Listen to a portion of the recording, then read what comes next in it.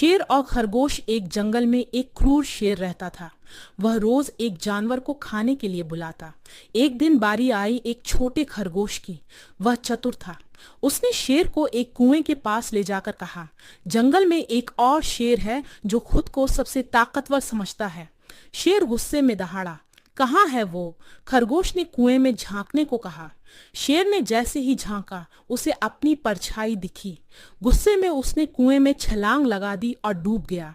बुद्धिमत्ता से खरगोश ने जंगल को शेर से मुक्त कर दिया।